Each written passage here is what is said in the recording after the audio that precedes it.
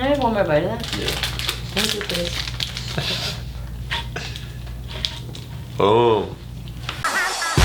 Becoming paralyzed is many people's worst nightmare, but to me, it's my reality.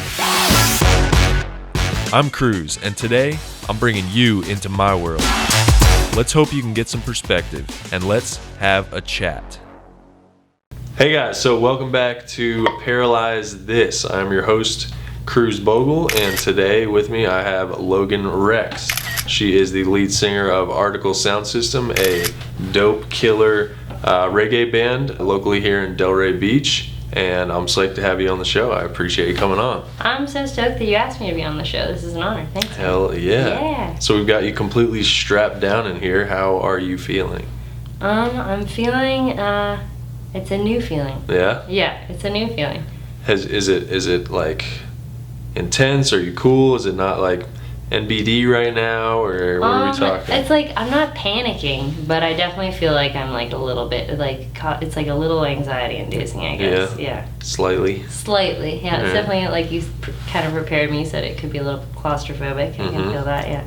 Some people get a little itchy, that's like the main complaint is face itching, or my buddy had a hat on and it was falling back and he couldn't grab it. And then I've had two people who were just like chill as a cucumber. Didn't faze them at all. They barely even tried to move at all. The idea is just to give you a slight idea, and the viewers out there, of like, what it might be like to have an injury or some sort of disability where you can't move, and you may have to rely on other people or just change your perspective to become a little more calm and understanding of the situation. I would say here, I think what I am noticing the most is that I think I might gesture a lot with my hands. Yeah, your hand talker. And right now I'm like, oh man, I can't express myself with my hands. Right, it's tough. Did you notice that? Yeah, so I don't think I was a big hand talker. Okay. But I've definitely noticed, like, now that I've gotten a little movement back, when I'm talking, I'll do this a little bit. Yeah. So it's kind of like the same thing.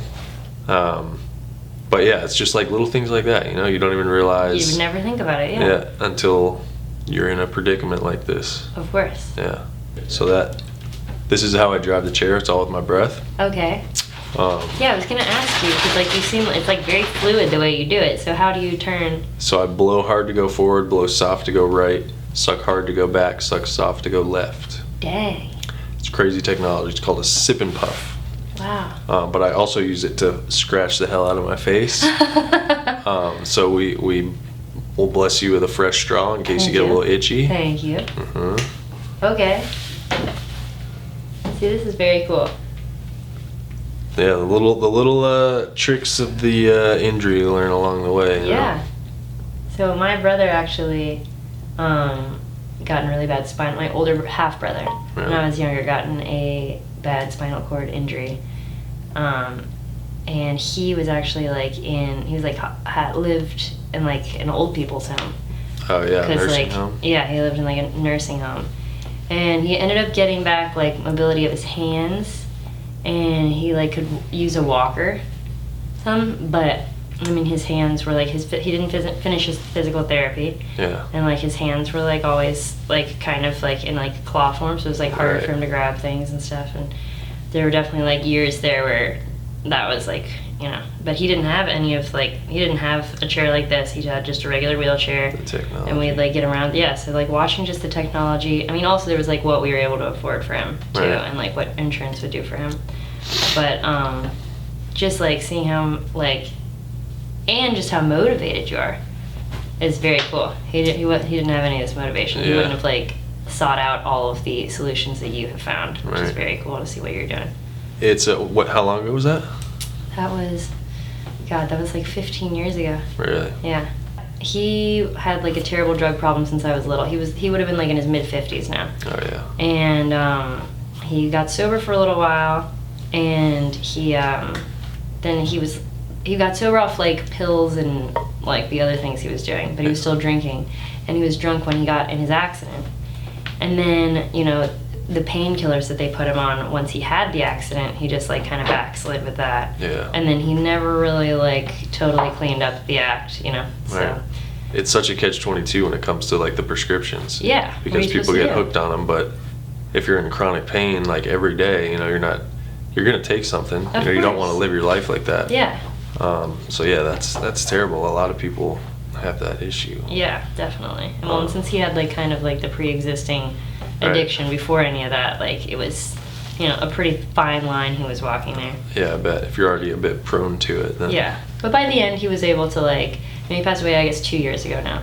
But by the end he was able, like I said, to use a walker, and he definitely needed help grabbing things, but he would like use one hand to open the other hand so he could like do things like pick up his phone, but there was no, like, his fine motor skills were kind of, you know, shot. Hindered. Yeah.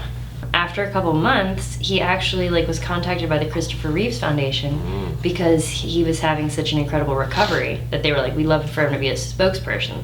So it was this like really cool thing. We're like feeling like super blessed, but then like with the opiates, he just, you know, and then he couldn't, then he ended up, sorry, this is like a whole dramatic story. Is good. This is good stuff. So then he ended up going to Texas to visit his mom because, again, he's my half brother. Right. So he went to visit his mom, and he like fell in with some of his old buddies, and they like robbed a Valero gas station, and my brother like was just driving the getaway vehicle. No way. And then they like put him in jail while he should have been finishing like his physical therapy for his hands and stuff, and that's why he like didn't, you know, completely recover, I think, like as well as he could, because like he was in jail for years. For years? For years, yeah. Wow. So he had a whole ride. Dude's got a story. He's got a story, yeah. So. And he was, how old when he passed? 50 something, you said? 52, yeah. Wow. So. Were you close with him? Not really. I mean, he just like, I was like 4 when he started developing his drug problem, so my parents always like kind of kept a distance. I would say the closest we were was when he lived down here. He was like living right behind Nomad. And it was right before he got in his accident. And then once he was in his accident, you know, we spent so much time with him because he really needed us. Right. And it was actually really cool because we got so close to him, and I got to know him, and like in a way that I never had. He like showed me a lot about music. He was an awesome chef before he had his accident, so he like shared a lot of awesome recipes with me. He would like be in his wheelchair in the kitchen kind of like telling me what to do. Right. And so yeah, I got close to him in that way, and then towards the end we kind of reconnected a little bit, but wow, you know, he was kind of always a little bit absent because of things he was struggling with. Right. Yeah. Wow. Yeah. That's a wild story. Yeah. I didn't know if that's like too heavy to like be like talking about on the show. No, I mean, if you're up for it, I'm up for it. Yeah, all right. My first question was going to be if there was anyone in your life, you know, who had a disability or anything of that sort, and apparently, yeah. Yeah, but he was a really good dude. He just was struggling with what he was struggling with. He had like a very kind heart, great sense of humor, awesome chef, awesome taste in music. I would say he's like definitely contributed to my journey with music. Yeah. So, yeah. Well, that's cool. At least you got to take that. Yeah, definitely. Wow. So let's chat a little bit about Artikal Sound System. Okay. How long have you guys been together? So the rest of the band has been together for like 8 years. I guess. Really? Yeah. So Fabian, our bass player, and Chris, our guitar player, they're kind of the founders of the band. They were in another band together before this. Mm-hmm. And then they added Cope, our keyboard player. I think he's been with them maybe like 6 years. Adam was added like a year before I joined the band, I've been in the band now like 2 years. But they had like a series of like different like Caribbean artists, all male singers who fronted the band. And one of their singers like moved back to Jamaica, and they had these gigs booked, and I was their neighbor. I was Fabian's neighbor, and I was playing with my other band. And he was like, "Hey, do you want to like sit in on these gigs and like see if, you know, we can make something happen?" And I was just supposed to be like a temporary thing, but we all got along so great. I think they were like a little apprehensive about having a girl in the band, because they can change the dynamic of things. Certainly can. But we're such a tight little family. Like immediately, I think we all like looked around and we're like, "Oh, this is very cool. Like, let's keep doing this." Yeah. So yeah, now we're on this cool journey together. I love it. That's awesome. Yeah.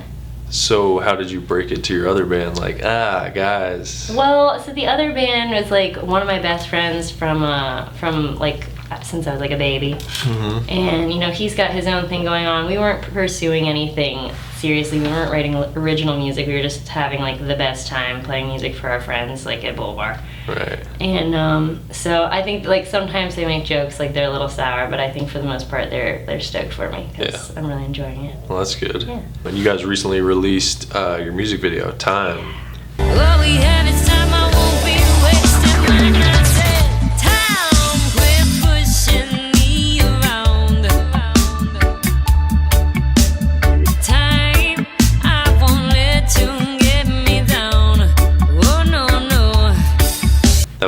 music video, right? Yes. I'm stoked on how that came out. The director was like super cool and made everything work. I like really liked his vision, and I think he made it come out just right. I love it. Yeah. It's always good when, you know, it comes out to your liking. Yeah, right? Yeah.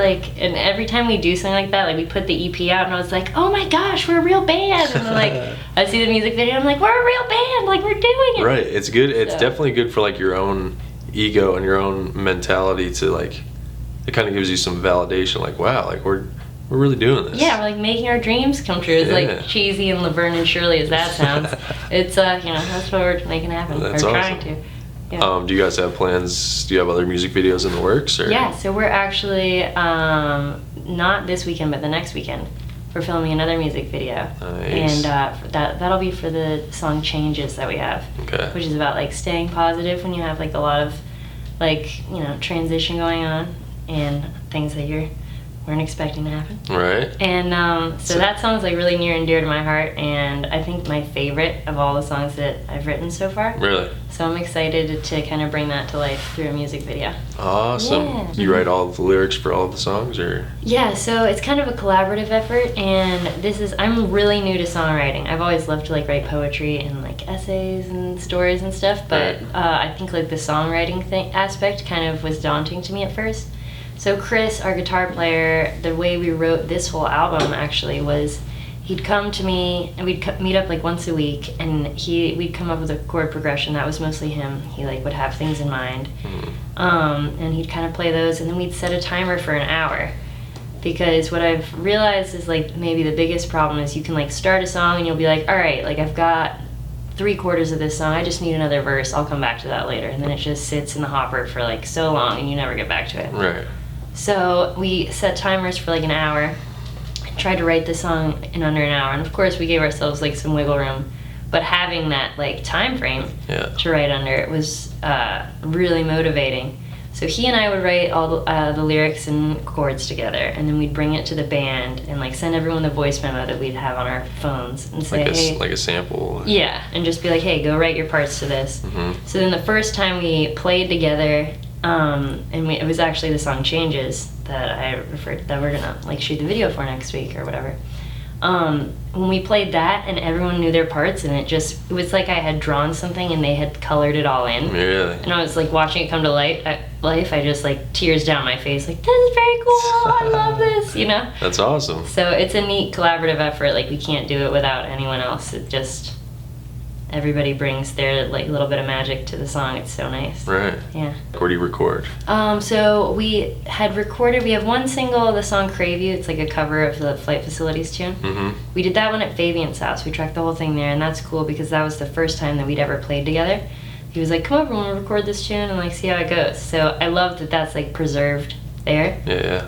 But then we tracked the whole EP, the other 5 songs that we have available on Spotify. Those we did at our friend Dean's house. He has a studio down in Lauderdale. Nice. And that place is called Seven Hills. And Dean's actually the keyboard player in the Resolvers. And those guys are an awesome band. Did he play in your Sugar Shack? Is he the dude No, with the... he didn't. But so their other keyboard player, Jamie. He played with us. Jamie is the man. He is. He's the man. He had actually some sort of spinal cord injury as well. Oh, I didn't even know Years that. ago, yeah. I think the first year we had the Resolvers play at the Cruisapalooza, Okay. he came up to me, or he reached out to me prior and kind of told me his story, which I don't quite remember. Yeah. But he had some sort of spinal cord issue where he was wheelchair bound for, I want to say maybe even like a year or Damn. something like that. I had no idea. Yeah, so we kind of connected through that, and then the Resolvers have played at the Cruisapalooza a few times, and he was a super cool dude, very nice, and I haven't seen him in a while, but I recently watched your Sugar Shack, Yeah. and he was playing. I was like, hey. He's in it. So let's lead into this question. Is your dream to become like a huge musician and tour the world and be like extremely well known, or what's... I guess. Or Yeah. you and the band, like what are Yeah. you guys shooting for? I think we're just shooting to be able to like, if I could just live like even just a pretty modest life, but be able to like eat the food I want to eat, you know, like give myself like simple luxuries, Right. have a roof over my head, feel like I can like live comfortably doing what I like to do. Like I don't need to be like rich and famous. Right. But if I can do that, if like one day if I have a family and I can provide for my family doing what I love to do, Right. I'm set. Right. What's better than that? Yeah, there's nothing better than that. I feel like even just when we play around here and I leave and I've made money like making music and dancing around for an hour on stage with my best friends, I'm like, Right. this is crazy. This is, I mean, and I'm scraping by, you know. I'm Yeah. like, I live in my apartment and it's awesome and I have like a very happy life, but like I'm by no means like, you know, I'm living hand to mouth here. Right. Right. And but even with that, I just feel so stoked every day because it's just like how many people get to say that they really like get to do what they love every day. Right. Yeah, Not many. and feel like appreciated and supported for it. So Yeah. I feel very blessed in this life. That's Yeah. good. You should. Yeah. I mean, everybody I talked to, and you guys played at the Palooza, like. Thank you for guys, having us. That of was course. amazing. Thank you for coming. That was freaking awesome. You're like the band in the area, you know. Everybody knows Artikal Sound System. Everybody loves you guys. You do your thing up there, and like you said, you're dancing around for an hour or 2 hours, whatever it is, Yeah. and you're just like having a good time, creating good music. Everybody's jamming. It's like it's the nicest thing. And I've made so many new friends doing it, like everywhere we go. And I like bet. anytime somebody's like, "Oh, I really relate to this song" or whatever, I'm just like, I can't believe that I'm getting to do this. It's wild. It really is. Yeah. Oh yeah. And so the band shares that vision. Yeah, I Yeah. think that everybody's on the same page. We just want to keep our heads down, work really hard, and do whatever it takes to kind of keep doing what we like to do. Right. Yeah, and do more of it, so we don't all have to have these side jobs. Yeah. So how do you guys promote yourself, or? We do. So social media has been awesome to us. I think that, you know, we're living in an age where most people have seen some sort of magic happen from social Yeah, media. yeah. It's, It's such a valuable Okay. tool. it's crazy. Yeah. You know, there's plenty of things to like dislike about social media. You can really get sucked in, Right. For a promotion, you can post something and somebody on the other side of the world can comment. You can meet somebody and create a relationship, or Yeah. whether it's a restaurant owner or venue owner, and you could go out and do a show. Yeah, you've got to see it with your shirt designs and stuff too, with your Yeah, art. You've yeah. got to see like how quick that spreads. It's Yeah. like every day I see somebody reposting some of your art. That's awesome. It is. And that's like, I mean, I don't know how people ran businesses before social right? media. Like, Yeah. how did you gain customers? I know. It's crazy, like billboards and, I don't know, newspaper ads. It all seems like archaic now. Yeah. Yeah, It wasn't all that long ago, though. It's crazy. I know. The industry being like kind of saturated, you know, there's so many people creating music. Yeah. You kind of have to have something that sets you apart, and I feel like you guys do. Kind of it being you yourself as the female, you know, in the band, and like the way we talked about you dancing on the stage, and you know, you put like designs on your face and crazy hair colors Yeah. and stuff and crazy outfits. Is that who you are, or do you just kind of do that to be that difference? Well, I mean, I think that I definitely have like a character that I've been able to create Mm-hmm. when I perform, but it's really just like a magnified version of a big part of myself, which is Right. like somebody who like really like, I think I've said the word magic like 7 times already on It's such but a I, good like, word. believe in magic, you know, like who doesn't love glitter? Yeah. And rainbows and puppies and all things. So I think it's definitely like a big part of my personality and it's just so fun to like get dressed up and, you know, get to do whatever you want. There's like something about being on stage or just like even just being in a band that I feel like I like have started dressing differently and stuff because I'm like, oh, I'm in a band, like I'm a musician, I can just like wear fringe and glitter and do whatever I can want. pull it off. Yeah. Yeah. So it is definitely who I am, but it's like I feel like been magnified since I've joined the band for sure. All right. Well, you're not. So he's allergic to peanuts, so he can't have these little bars. But I'm gonna have him give you a bite of Okay. this, so you can see Okay, yeah. what it's like for someone to, feed you. How do you feel about LaCroix? Raspberry LaCroix? I don't like berries. Don't like any I don't like berries. berries. Is that okay? Wow. I know. I don't know what. Don't tell anyone. Oh my gosh. I dropping Oh my my sax on the floor. It's okay. I'd eat that if you dropped it on the driveway. I'd be fine. Yeah, I'll flip it around. There you We go. fed somebody else, one of the other interviewees, a Twix, and of course Kyle dropped the Twix too. Did I? Yeah, for Eric. Oh, yeah. Oh man. Did I? I don't think so. You have You to use did. a lot of please and thank yous, I would imagine. Yeah. Yeah. When you have all these people doing nice things. Yeah, I have for to you. be fairly polite and try not to piss him off. Otherwise, I'm not getting. You're at his I'm not getting any mercy. help. Yeah. But alright, here you go. Thank you. Mmm. Which one is that? Peanut butter and dark chocolate? Yeah, this one you like. I have one more bite of that. Yeah. Thank you, please. Boom. So you don't want any of the raspberry LaCroix. Mm-mm. Okay. I'm fine. All right. I'm fine. Well, I'll ask you this question while you're finishing that.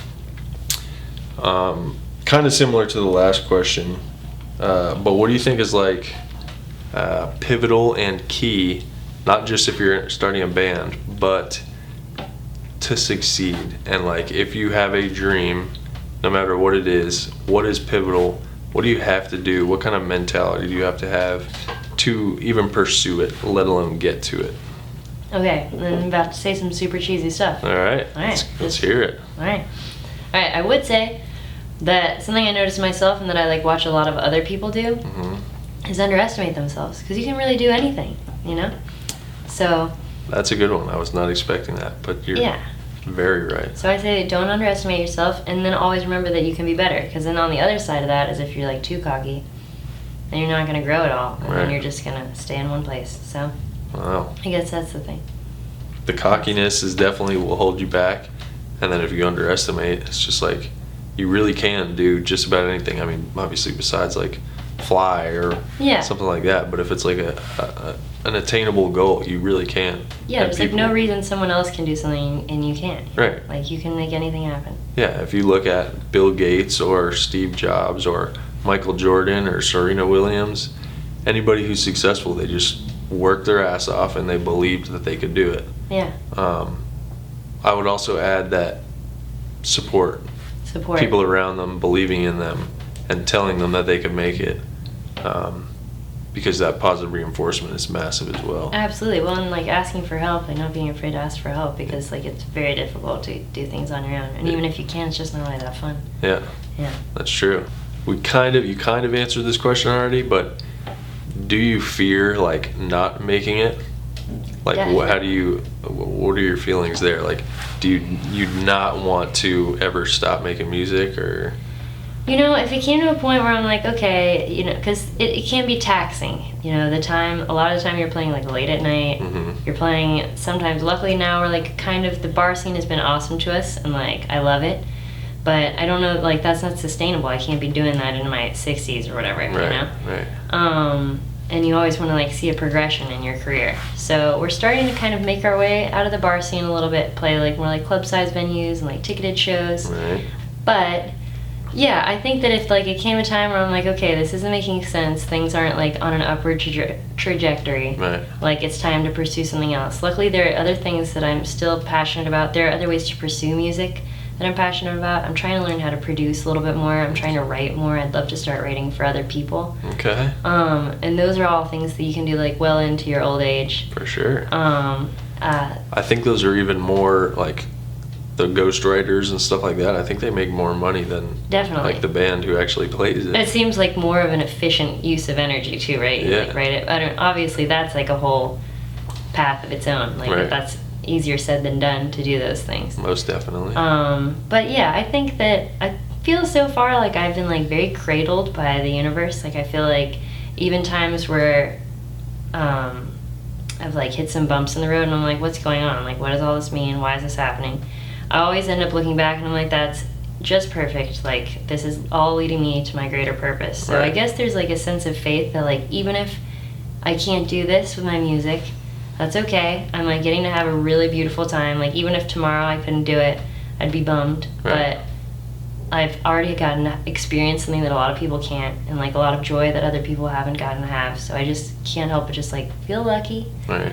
and know that like whatever the next pursuit I'd have to go after would just be like what I'm supposed to be doing. Right. Yeah. Yeah, I think you nailed it right there. It's like life is a series of failures and then successes, failures, successes, and the failures kind of lead to the next success. Yeah. A lot of people just dwell on the failure instead of, like you just said, kind of embrace it and realize it's just leading you to the next stage of life, or your next platform, or whatever it may be. That's kind of how I approach it too. It's like, it started with this injury, and but now I'm doing stuff like this, and I'm meeting Like crazy, making art and educating people. yeah, exactly. It's put me kind of like you being on the stage promoting your music, you know.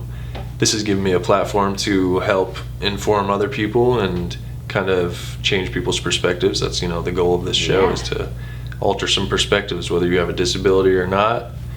Look at your problems differently and kind of shift your perception and try to better yourself. So yeah, I think you nailed it. I would say like that was one of the coolest things about, I mean, you can talk about how fun Cruisapalooza is. Right. But when you're there, I think like the coolest thing I took away from that night was like, not only is it the only time I can think of where it's just Delray locals coming out just to like have a good time and support another one of our own. Right. But also I was like, man, like that cruise is like a real, like, of course you're like kind of like a celebrity around town, but like you're like a beacon of inspiration for people, you know? People are like, all right, like he's killing it, he's so positive, and like he's overcoming any obstacle that's thrown his way. Like, what's my excuse? Right. You know? And that's a huge purpose to have in your life, you know? Yeah. That's amazing. So thanks. It definitely is amazing. You're welcome. I'm glad that people take that from me, because it took me a while quite a few years actually, to kind of realize that that's what I was doing. Like, you know, I was just trying to get back onto being able to live my life, and not, you know, be down and in a negative place. Yeah. And so kind of learning that, and along the way realizing that, like, wow, just me trying to like continue living my life has inspired this person and this person. And then I realized that, and I was like, wow, if I actually try to do that, you know, I can impact so many more people. So that's why I've created this show, and I was making some Instagram videos, some impulse motivation videos, I was calling them. And yeah, it's just like amazing. You can touch so many people's lives. Definitely. So that's amazing. Yeah. Yeah. What would you suggest, or what would your advice be to somebody who's trying to start a band, or who wanted to start a band, and kind of like their ultimate goal is to make it big?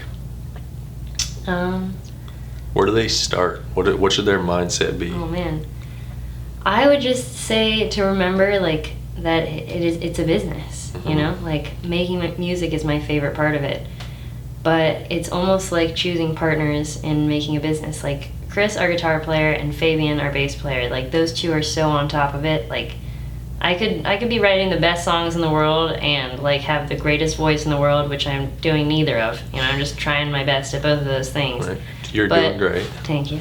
But if I didn't have like those two to keep the ball rolling and remind me like, hey, I'm like the biggest flake in the world. Like I'll procrastinate until like kingdom come. Right. You know, and those two like really are good at making things happen and doing the stuff that is like not as fun. Like it's so much fun to put glitter on and dance around and sing songs like with your friends. But you know, like accounting, like that's a thing. Right.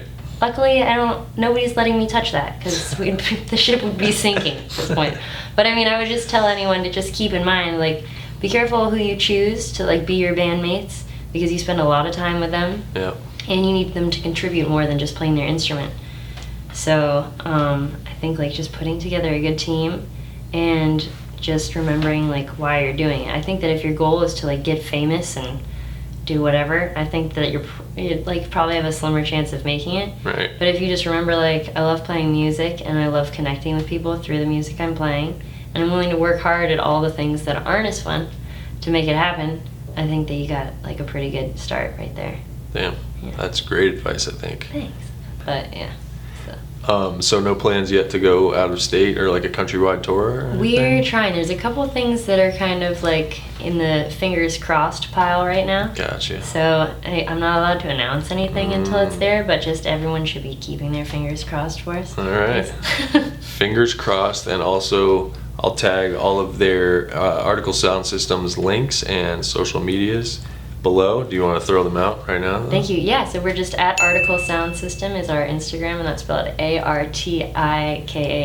Sound System. All right. And then our website is the same, artikalsoundsystem.com. We got stuff on YouTube if you want to check out our music videos. Yeah, those I guess are our biggest platforms. Instagram we're really active on. Yeah. So again, I'll tag all those down in the description below. So go check them out, give them a follow. Super grateful for you coming on the show. I really appreciate it. Thank you for having me. This is very cool. I'm glad you like it. I hope it's tweaked your perception, your perspective at all. And same to the viewers out there. I hope that you can take something away from this. And whether it's just following Artikal Sound System and Logan here, or how it's something that you can apply to your own life, I hope you can take it. So thank you for tuning in. Thank you again. Thanks for having me. This is awesome. Thank I'm you. so glad you enjoyed it. And I'll see you next week on Paralyze This.